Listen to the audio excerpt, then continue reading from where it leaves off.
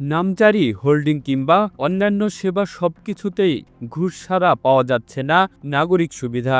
ফলে জনসেবা আজ পরিণত হয়েছে নিপীড়নের আখড়ায়। বিশেষ করে সদর উপজেলার মাধবদী ও নুরালাপুর ইউনিয়ন ভূমি অফিসে ঘুষ দুর্নীতি যেন দৈনন্দিন ঘটনায় পরিণত হয়েছে। সাধারণ সেবা গ্রহীতাদের অভিযোগ, কোনো কাজ করতে চাইলে কর্মকর্তা কর্মচারীদের খুশি করতে হয় অতিরিক্ত টাকা দিয়ে, অন্যথায় বছরের পর বছর ধরে ঘুরেও পাওয়া যায় না কাঙ্ক্ষিত সেবা। মাধবদী বাজারের ব্যবসায়ী মোহাম্মদ আইনাল হক জানান, আমি নায়েব মোর্শেদের মাধ্যমেই যাচাই বাছাই করেই প্রায় অর্ধ কোটি টাকার জমি আমার ছেলে সোহানের নামে কিনে নামজারি করি, কিন্তু অবাক হয়ে দেখি একই জমি পরবর্তীতে আরেকজনের নামে পুনরায় খারিজ করে দেয়া হয়েছে। এ বিষয়ে কথা বলতে গেলে ভূমি কর্মকর্তা মোহাম্মদ মোর্শেদ আলম কৌশলে আর্থিক সুবিধার দাবি করেন। সেবা নিতে আসা অনেকেই অভিযোগ করেছেন, প্রতিদিন লক্ষাধিক টাকা হাতিয়ে নিচ্ছেন ওই ভূমি কর্মকর্তা ও তার সহযোগীরা। আমরা সবাই জানি যে আমি সবাই জায়গাটা কিনছে, পরে বাইদা ভাই জানলাম যে আমি সব ছেলের নামে কিনছি। ঠিক আছে, নাইবে বলছে এই জায়গা সঠিক আছে, রাখতে পারেন। ঘরে রাখছে, রাখতে আর খারিজ দিছে। খারিজ দেওয়ার পরে আবার আরেক মহিলারে খারিজ দেয়। একই জায়গা দুইজনের খারিজ দেয় কিভাবে? আমরা সাধারণ মানুষের চাই নাইবের দ্বারা যেন কোনো গরিব মানুষ হয়রানি না হয়। সাংবাদিকরা এ বিষয়ে কর্মকর্তার বক্তব্য নিতে গেলে তিনি বলেন, কর্তৃপক্ষের অনুমতি ছাড়া আমি ক্যামেরার সামনে কিছু বলতে পারবো না। যা কিছু করি তা ঊর্ধ্বতন কর্তৃপক্ষের নির্দেশেই করি।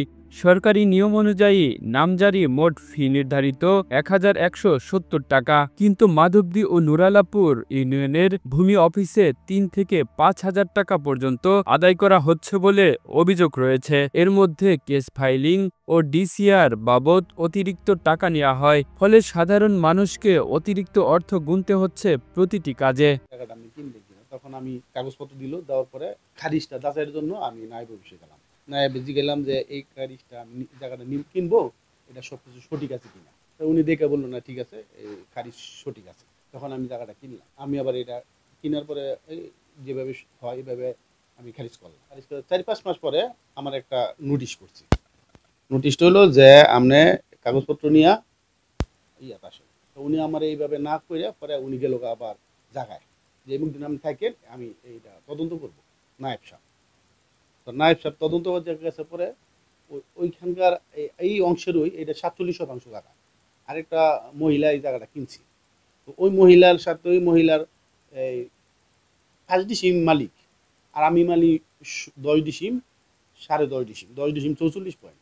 মহিলার খারিজ ঠিক আছে, তারপর আমার খারিজের বিরুদ্ধে আবার মামলা করছে। আমার কথা হইলো যে উনি আমাকে একটা খারিজ যার কাছে আমি কিনছি উনি খারিজ দিছে, উনি খারিজ দেখে আমি কাগজপত্র দেখে আবার আমি নিজে খারিজ করছি। এখন উনি যদি কয় এটা ভুল হয়েছে, তখন আর সব কাগজপত্র ঠিক থাকার পরও আমরা কি করব? ভুক্তভোগী আইনাল হক জানিয়েছেন, তিনি ইতিমধ্যে নরসিংদী জেলা প্রশাসক ও সদর ভূমি অফিসে লিখিত অভিযোগ জমা দিয়েছেন। এদিকে স্থানীয়রা বলেছেন, ভূমি অফিসগুলোকে ঘিরে গড়ে উঠেছে শক্তিশালী দালাল চক্র, যারা কর্মকর্তা কর্মচারীদের সঙ্গে যোগসাজশে চলছে ঘুষ বাণিজ্য। এ চক্রের কাছে আজ পৈতৃক সম্পদ বাঁচানোই কষ্ট হয়ে পড়েছে সাধারণ মানুষের জন্য। নরসিংদী সদর উপজেলার সহকারী কমিশনার ভূমি সিনথিয়া হোসেন বলেন, ডিসি স্যার বরাবর যখন আপনার একটা অভিযোগ দিয়েছেন, ডিসি স্যার যাকে যেভাবে নির্দেশনা প্রদান করবেন সে সেভাবেই কাজ করবে। আমার কাছে এখনো পর্যন্ত কোনো নির্দেশনা আসেনি। নির্দেশনা আসলে তার পরবর্তী ব্যবস্থা গ্রহণ করব। কিন্তু এখন প্রশ্ন উঠেছে কাজের ধীরগতি নিয়ে। গত ১৮ অক্টোবর জেলা প্রশাসক বরাবর অভিযোগ করা হলেও অভিযোগের উপর সমস্যা সমাধানের কাজে কোনো অগ্রগতি দেখা যাচ্ছে না, নাকি হাজারো ফাইলের নিচে অভিযোগের বিষয়টি চাপা পড়ে থাকবে? ভুক্তভোগী পাবে কি এর সঠিক সমাধান? স্থানীয় সচেতন মহলের দাবি, ভূমি অফিসের এই দুর্নীতি জাল ছিন্ন করতে প্রশাসনের তাৎক্ষণিক পদক্ষেপ নেওয়া জরুরি, না হলে সরকারি সেবার মুখচ্ছবি আরও কলঙ্কিত হবে। Kamrul Islam, Asian television.